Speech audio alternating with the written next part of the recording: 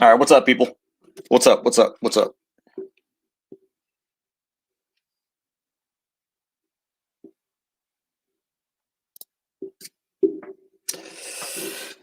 We're going to talk about some bills today. We're going to talk about how things are moving in the legislature. Stuff is happening. Stuff is happening. Stuff is happening. Let's wait till a few people get on in here. Need to see something. What's up, Mr. Lunatic? How you doing? All right. Good. We got some people in here. Let's talk. Let's talk about some bills. All right. I put in the bottom of this video. Let me make sure. Yes. I mean, it looks kind of convoluted now that I'm looking at it, the way that the editing copied and pasted. That's not the way it looked when I copied and pasted that. So I want y'all to know. But first thing we're gonna do is we're gonna talk about this HR 74. And what I'm gonna do is I want to play a video for you of the discussion about HR 74. Specifically, I'm very proud of Rick Briscoe, our Open Carry Texas legislative director, and his words. I'm telling you, every time Rick Briscoe gets up there and talks to the legislature, it is an educational opportunity for everyone on the left, on the right, members, non-members. One of the reasons that I like having Rick as our legislative director is because he has got an encyclopedic brain. The dude remembers everything, and he's the exact opposite of me, who can't even remember what I had for breakfast today. So that's what we're going to talk about today. And I'm just going to go ahead. I'm going to start with the video of the discussion of HR 74. And essentially what this is, you all remember that there was a shooting at Bellaire High School last January, so a little over a year ago. And it wasn't really an intentional shooting. A kid brought a gun to school and was showing it off, and obviously had no training in what is real gun safety, which is, keep your finger off the trigger, make sure it's unloaded, never point at somebody. And he accidentally killed his friend. Well, actually, I'm not even going to say accidentally. He negligently killed his friend, was charged and convicted of manslaughter. As you know, what you may not know is what's the difference between murder and manslaughter. It's malice aforethought, essentially. So you kill someone feloniously or negligently, that's generally manslaughter, but you didn't intend to do it, or there was no malice aforethought. For example, you walk in on your wife cheating on you with another man, and you just immediately get enraged and shoot the guy. That's manslaughter, not murder, because you didn't have any, there was no planning that went into it, no thought that went into it. It was a spontaneous act. That's the difference between murder and manslaughter. That's why he was charged with manslaughter, because he did commit a homicide, but there was no malice aforethought. But this resolution, what this does is, and I'll read it to you, and then we'll get to the video. You can also read it below. Hey, Mad Cat, Mike Fortson, what's up, brother? Hey, and I won't be specific about this, but you guys see Mike Fortson in the chat there. All I'm going to do is, if you're one of the praying type, please pray for Mike and his family. Okay, I'm not going to go into the specifics because those are private, but do please pray for Mike and his family and the challenges they're going through right now.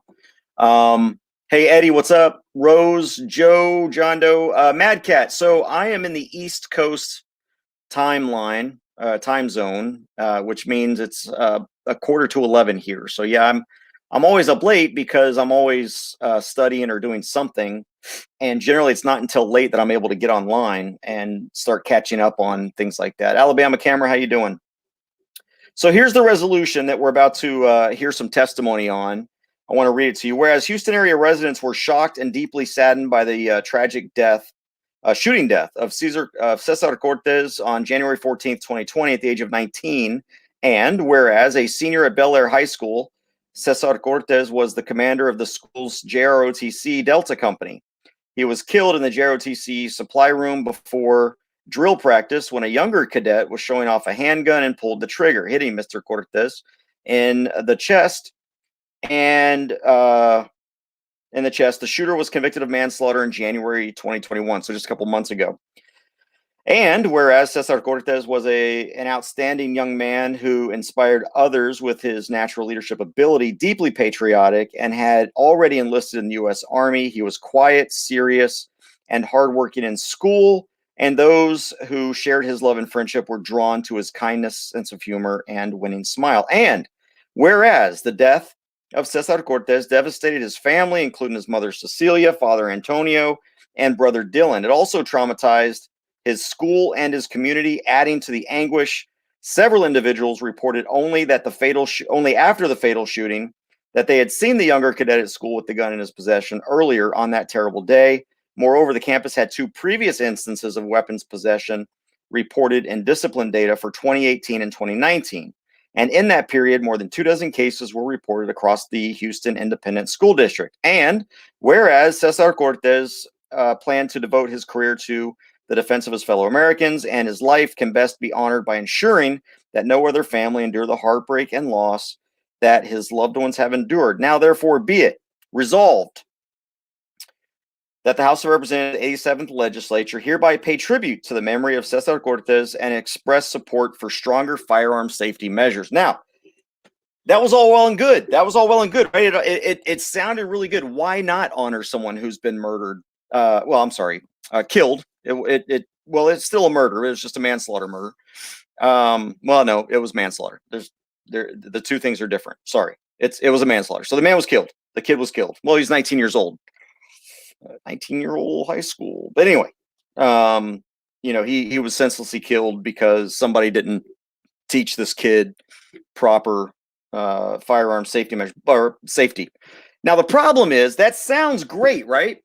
It sounds great that that the legislature should express support for stronger firearm safety measures. The problem is this bill has been introduced by someone who has completely bastardized the term firearm safety measures. See, the gun control crowd has recognized that Americans don't like gun control. So what they've done is they've rebranded their desire to abolish our rights under the guise of gun safety measures. So it doesn't mean the same thing to them. I guarantee you, had I been there, I would have asked, if I was in the legislature, I would have asked, well, do you support gun safety training in classrooms where students are taught how to properly handle a gun? I guarantee you that not a single that the sponsor of this bill would have agreed to that. I guarantee you, because that's not what the left means by gun safety.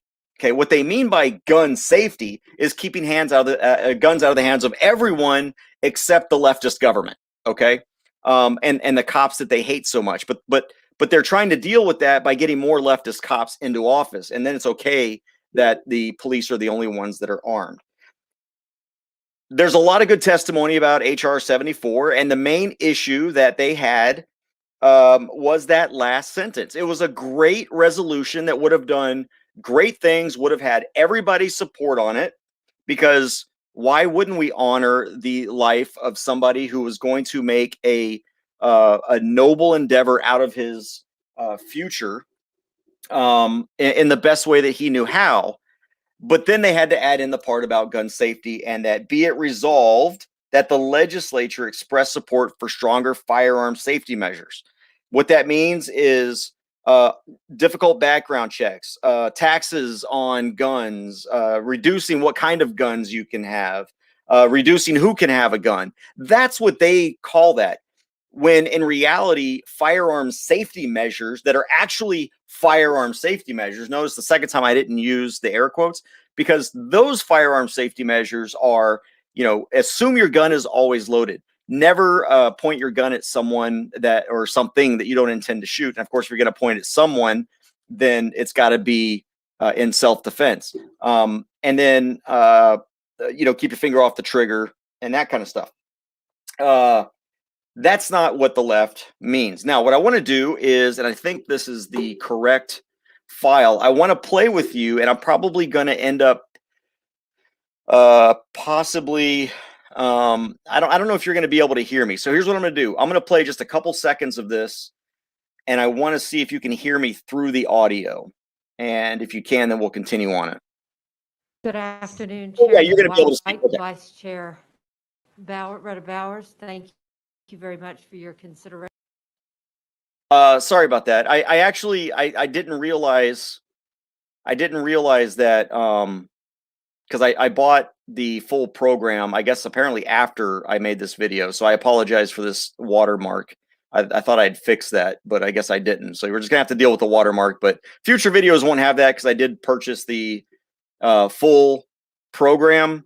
And if you want to, help me, because I do have to pay for some of these things to make my videos a little bit better.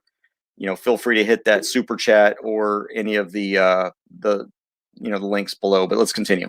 This is again on HR 74. Good afternoon, honorable members of this committee. I present to you House Resolution 74, and I am here rising today to honor the life of Cesar Cortes. Now, this is the bill author. She's just explaining what the bill is about and all that kind of stuff.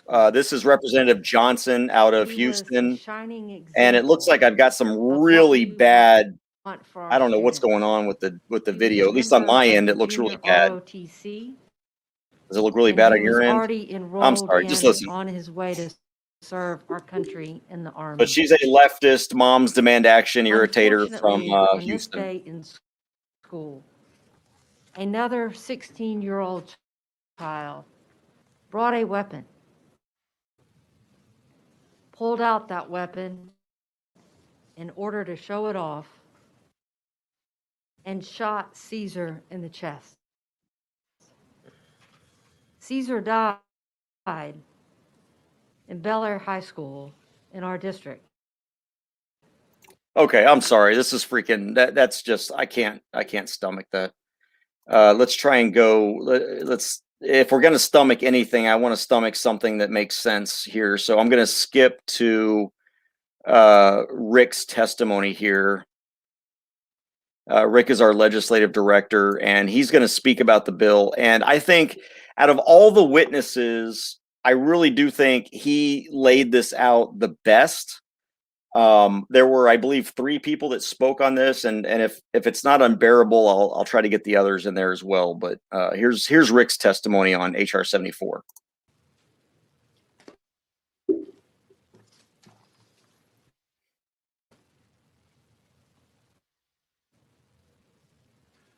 Madam Chair and members, I am Rick Briscoe. I represent Open Carry Texas, a Texas grassroots civil rights organization specializing in First, Second, and Fourth Amendment issues, and we speak out on veterans issues on behalf of our many veteran members. We are taking a position on the bill rather than for or against it because of the concluding language. First off, I think it's important to state that we extend our sincerest sympathies to the family and friends of this fine young man. The area of concern to us is the matter of firearms safety measures, whatever that's supposed to mean. There are already laws against the conduct which was involved in this sad incident. There are also programs in existence which the school resource officer, the policeman, is supposed to be familiar with that are free to the school districts. It costs them nothing. That educate children at various grade levels on nothing more nor less than firearm safety. They do not promote hunting, competitive shooting, firearms ownership. It's simply firearms safety. something that unfortunately we have found far too many school districts do not avail themselves of, and we think that they should. In fact, the existing law says they may provide this training. We think the law should say they shall provide this training. Right. It takes about a 30-minute class at most. And if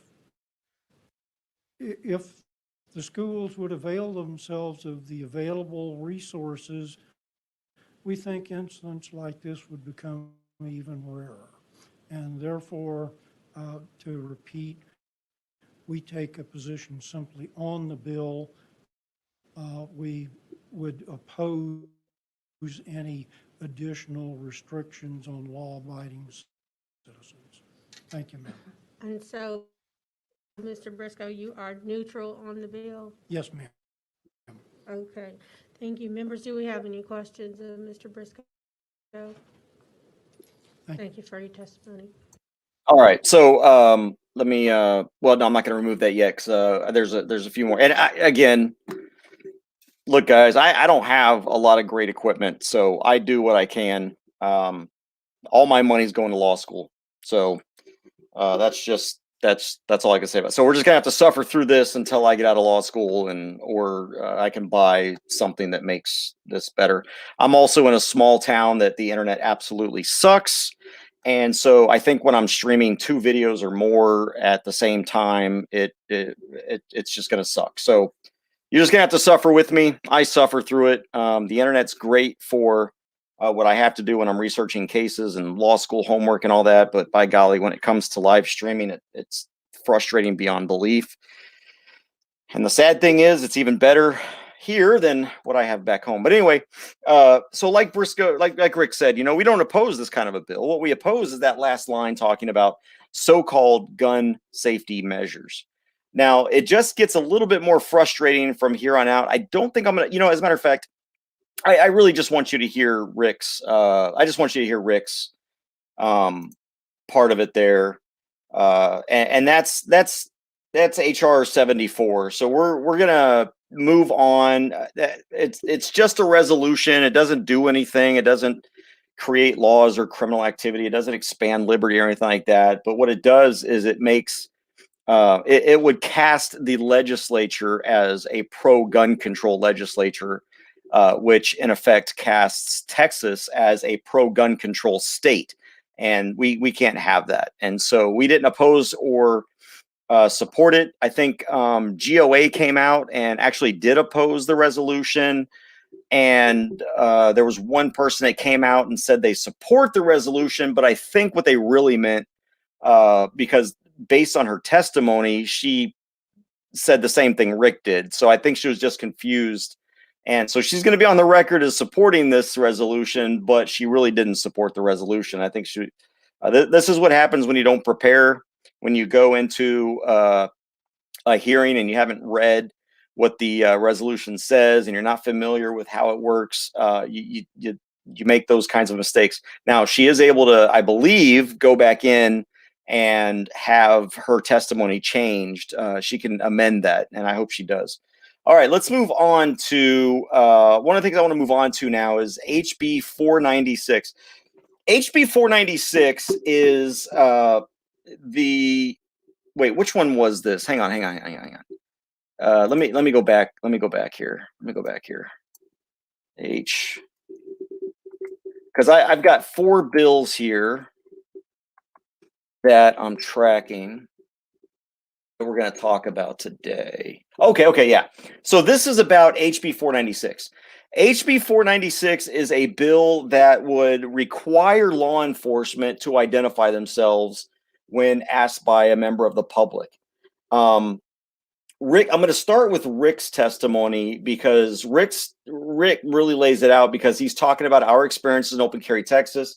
If you're a First Amendment activist, you've seen the videos out there of law enforcement, the bullies, okay? The bullies out there that when they are asked to identify themselves, especially when they're doing something they shouldn't be doing, try to hide their identities. Okay. I think there's one problem with HB 496. Here's what the bill says. It says it adds an article to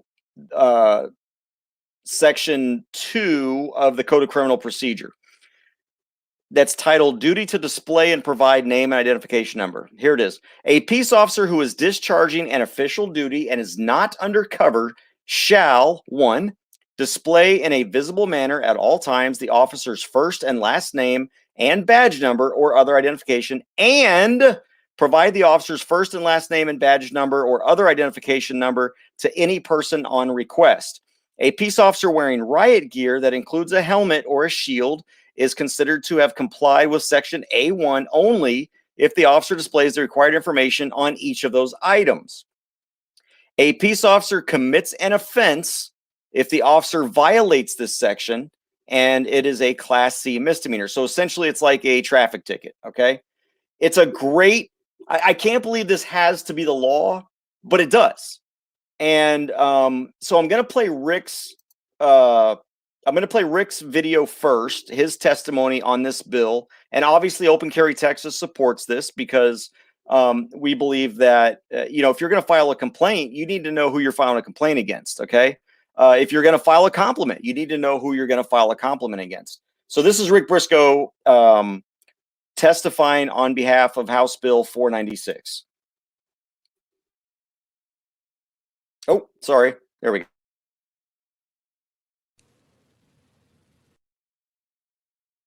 Madam Chair and members, thank you. I'm Rick Briscoe, representing Open Carry Texas, testifying in support of the bill. It's really a very simple proposition. We're dealing with a minority of police officers who unfortunately will use a circumstance of anonymity to give someone a hard time.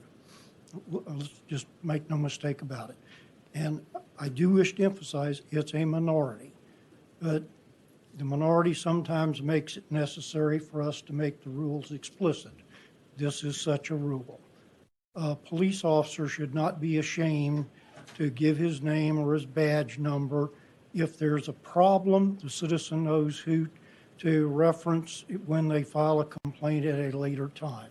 If the officer did a good job, sometimes they get a letter from a citizen how well they were treated during a traffic stop. It does cut both ways. Being with Open Carry Texas, if you poke around on YouTube or elsewhere on the internet, you'll see a lot of videos. Sometimes it's body cam video from police officers, sometimes it's video from citizens where one of these types of officers just starts, well, to be blunt, bullying people. And if they have to disclose who they are or what their badge number is, it may or may not cause them to behave in a better manner, but at least it can be addressed at a later time. And there is a common misunderstanding amongst some of these same police officers on the requirement of a citizen to identify.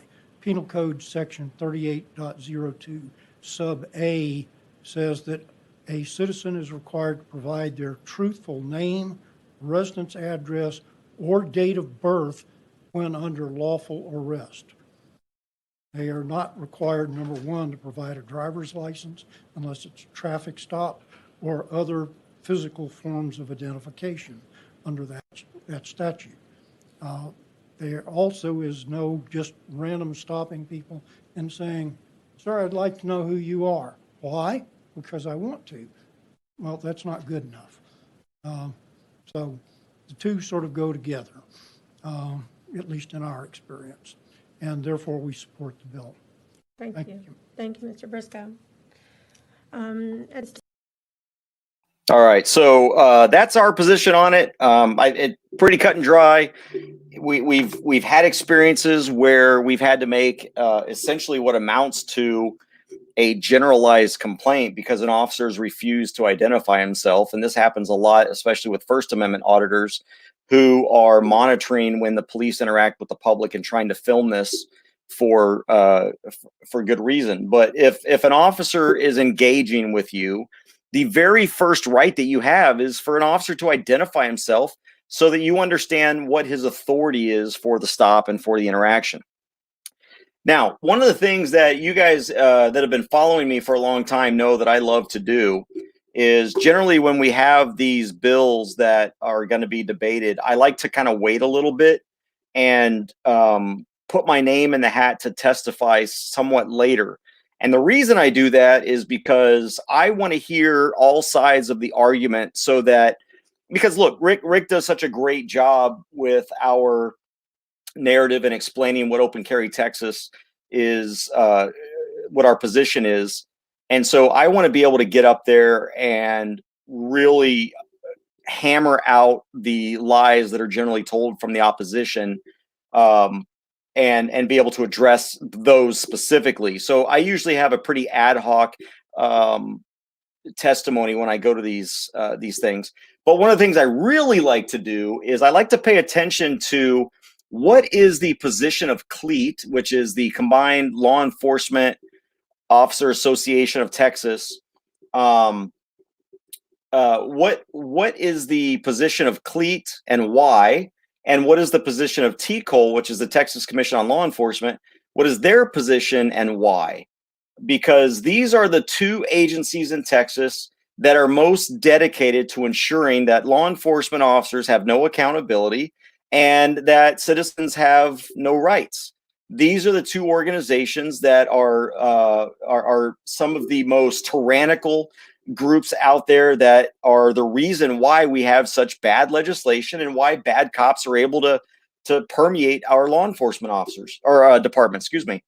And so I wanted you to hear, so keep in mind, this bill, the purpose of the bill is to mandate that the citizenry knows who is approaching them and under what authority they're approaching them, right? Name, badge number. Name, badge number. Name is who, badge number is the authority, okay? Because the name has no authority without the badge. And so what the bill does is it ensures that law enforcement officers make sure that they inform the public who they are and what their authority is to conduct the stop or the engagement or the conversation or whatever. All right. But yet, it does that sound controversial to anybody? Does it sound like something that, I mean, hell, there's a law that says if I'm under arrest, I have to do that. There's a law that says if I'm being detained, I can't lie. But there's no law that says that law enforcement has to identify. Now, most departments have these policies. But as you and I know, law enforcement officers generally don't care about the policies. But here's what CLEAT, this is the testimony from CLEAT. And I would have ripped them a new one had I been there and testified after CLEAT. And I'll rip them a new one after you watch this video. Associations of Texas. We are testifying in opposition of the bill.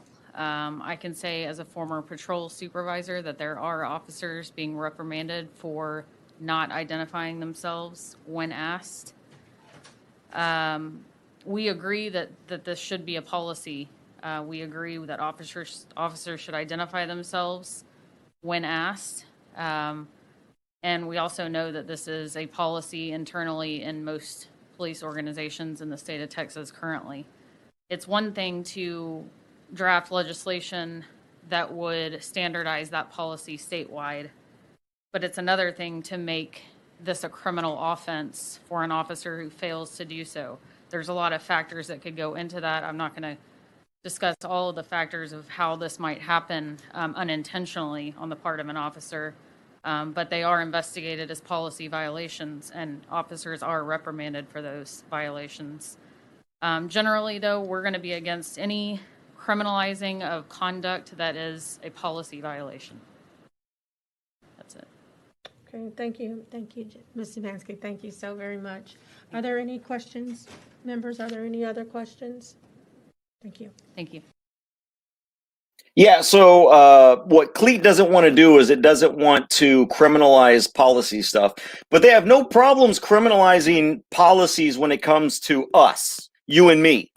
Because if it's a policy issue that cops have to identify, why should I have to identify? Who's harmed when I refuse to identify? It should be a policy thing that we have to identify. But the problem is the CLEAT does not want any accountability whatsoever for its officers in the state of Texas. And she even said right there that nearly all departments have a policy of identifying. Nearly all departments. Guess what that means? That means there are departments in Texas that do not have this policy. And if they don't have that policy, why not? And that's what this law does, is it mandates that. And look, these people are accountable to us. They are our public servants.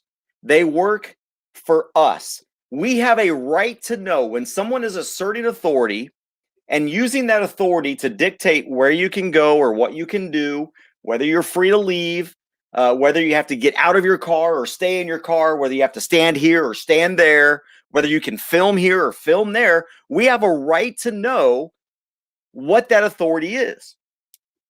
And I would love to rally at the CLEAT offices, Sean. We have a right to know what that authority is, but CLEAT doesn't want to criminalize that.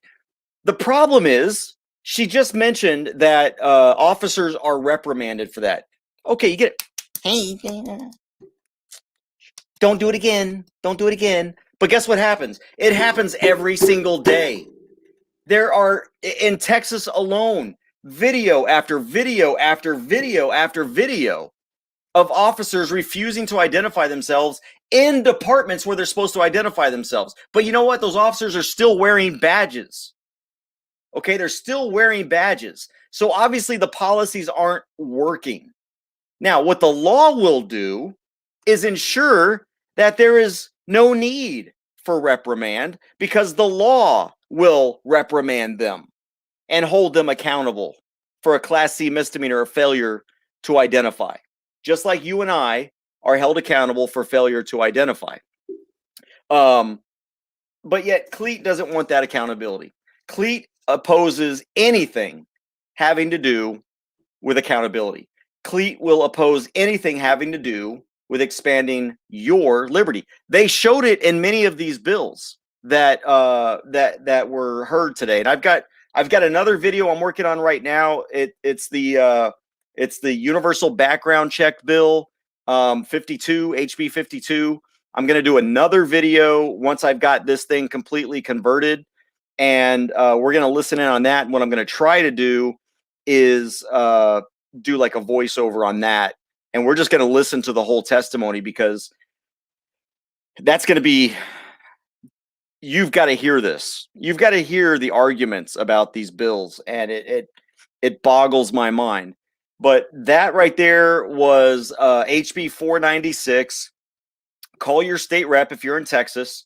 Call your state representative, especially if they're on the House Committee on Homeland Safety and Homeland Security and Public Safety.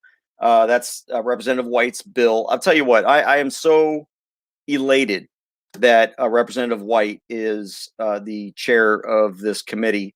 And I'm telling you what, I sent a message to Rick earlier while I'm watching this, and I listened to Representative Goodwin. And I think she is a perfect example of why we probably need an IQ test prior to allowing someone to become a representative. Because I'm telling you, she asks the dumbest ass questions I've ever heard, and makes the dumbest and most illogical statements I've ever heard. And yet she's on this committee. And look, I'm not saying anything about her. I'm saying about her statements. All right. I'm talking about the things that she says when she opens her mouth. And I think universally she gets her ass handed to her when she makes these stupid statements by other witnesses and things like that. Who is the group of police chiefs that testify against our rights of Gary? That's CLEAT. That's CLEAT and the Texas Police Chiefs Association. TMPA, Texas Municipal Police Association. So you got the TMPA that testifies against us, you got TCOL that testifies against us, and you got CLEAT that testifies against us. Now, TCOL is a state agency. That's the agency that commissions law enforcement officers. The other two are like unions and associations and stuff like that that advocate for the lack of accountability of law enforcement. And that's it for those two. So what I'm going to do is I'm going to end this stream now, and I'm going to reopen it if y'all are still awake to talk about House Bill 52, which is the universal background check. And that'll probably be anywhere from 15 to 20 minutes, maybe as many as 30 minutes away from now. That I'll have this all ready. I don't know how long this goes, and I don't know if Rick was here, I could ask him exactly how long the hearing on the background check bill actually took. But it boggles my mind. It boggles my mind that there is opposition to simply requiring a cop to tell a citizen when he's barking commands who he is and what authority he has to bark those commands. Okay, that's why people ask for name and badge number. It's not just something that's weird. It's not just something that, sounds good and it's to make problems. It's because the name is the identification, and yes, the badge number is the identification as well, but the name is the identification, the badge is the authority. Okay, so if you don't have the badge, the name can't come up to you and start making demands. That's why you ask for the name and the badge number. My badge number was 11666. Yes, I know that's a weird number, but that was my badge number when I served. 11666. Anybody that came up to me and wanted to know when I was doing questionings, interrogations, interviews, anything like that, if they wanted to know what my badge number is, it's now retired 11666, but that was my badge number, 11666. All right. I had no problem giving that to anybody. Why? Because I wasn't doing anything wrong. And if I was doing something wrong, I probably didn't know I was doing something wrong. And at least if they were able to report me and say, hey, badge number 11666, but that was the authority that I had. And my badge came with credentials. So, I was a federal agent. So we have what's called a badge and credentials. The badge is the authority. The credentials is essentially what I'm allowed to do. And it enjoins people to that I have lawful authority over to help me in my investigation. All right. And I investigated national security crimes. I didn't do like street level crime. I did like counterterrorism. I did joint terrorism task force, sedition, treason, sabotage, all that kind of stuff, espionage, things like that. All right, I'm going to be back.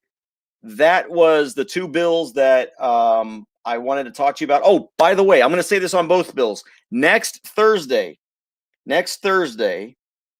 let me make sure I've got the right time. Make sure I got the right time. Let me find it. Where are you?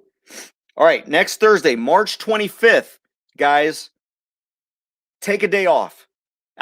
You have to take a day off, okay? The constitutional carry hearing in committee is Thursday, all right? You got it's going to be a long day, brothers, sisters. It's going to be a long day, but we need you there at the Capitol on Thursday for the committee hearing. Thursday, March 25th. And I think the hearing starts after they adjourn, which is going to be sometime. They're probably going to start in the morning. They'll take a break. They'll go to the floor and do a bunch of stuff on the floor. And then once they adjourn on the floor, they will come back. All right. It says, let me see what bills they're going to be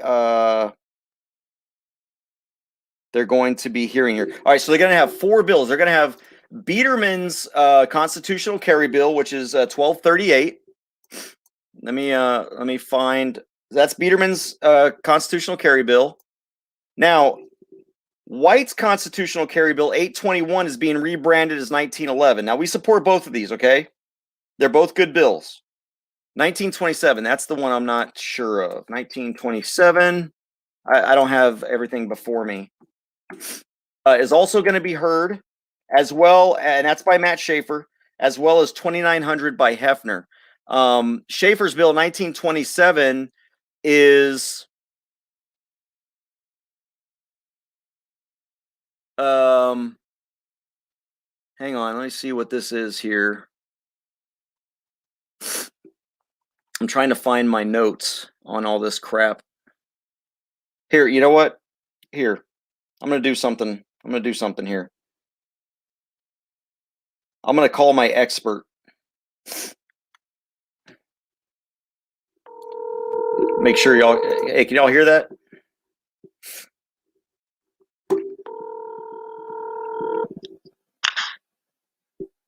Schaefer's bill. Hey, what? Can you hear me? Yeah. Schaefer's bill is age 21. If you're not a disqualified person, you don't need a license. Okay, so it's also a version of constitutional carry. Yes, it's an age 21 version. Okay, and what about the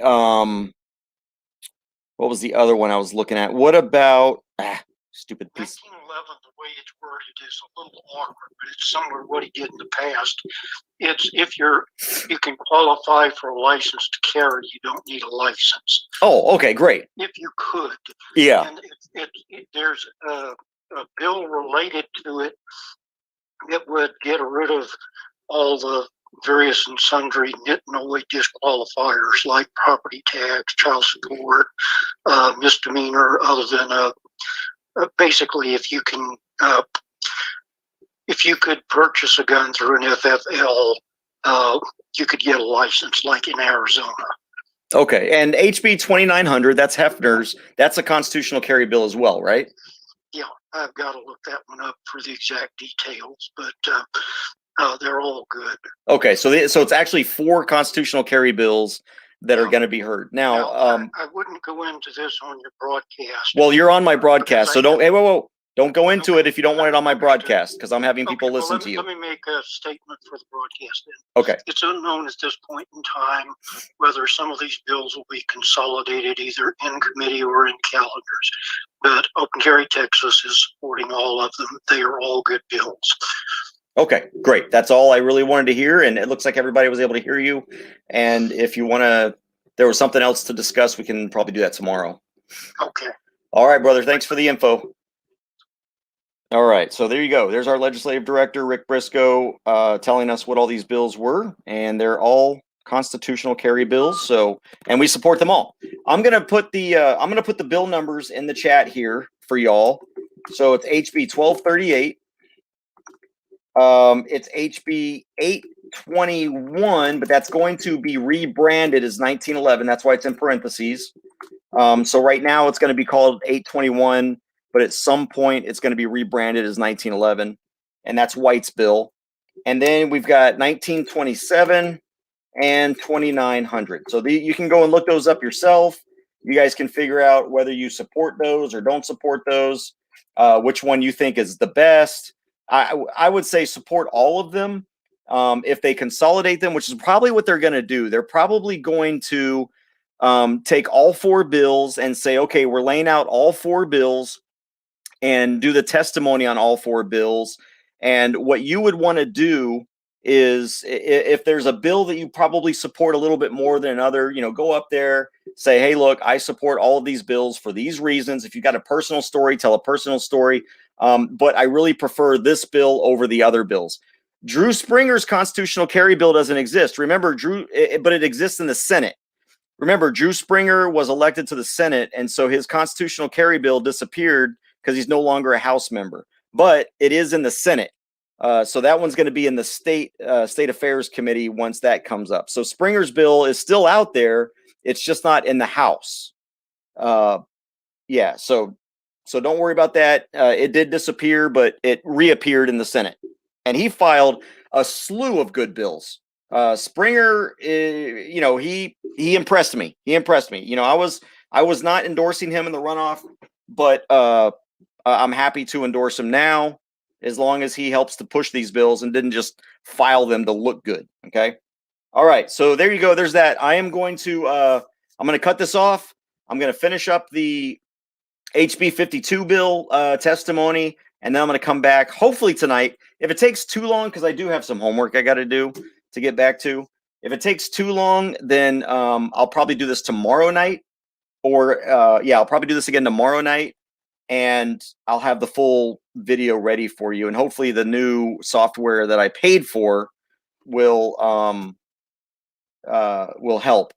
And you can help us by going to opencarrytexas.org, sign up for our email list. Don't forget, Thursday, March 25th, be at the Capitol. Prepare to be there all day long, because I guarantee you the Moms Demand Action, because they can't get it anywhere else, are going to be there opposing it. The League of Women Voters, you know, they try to make it sound as if women oppose this stuff, is going to be there opposing it. I'm sure Texas gun dense people will be there to oppose it. And, you know, your normal menagerie. Probably even the law enforcement unions will be there to oppose it, just like they did open carry. All right, guys, I'm going to leave. Y'all be safe and be free.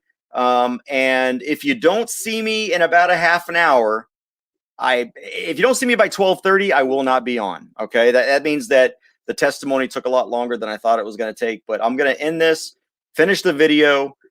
If I can't finish the video, or if I finish the video but it's too late, so I can get back to my homework, then I'll do that, and we'll come back tomorrow. All right, y'all, take care, be safe, be free.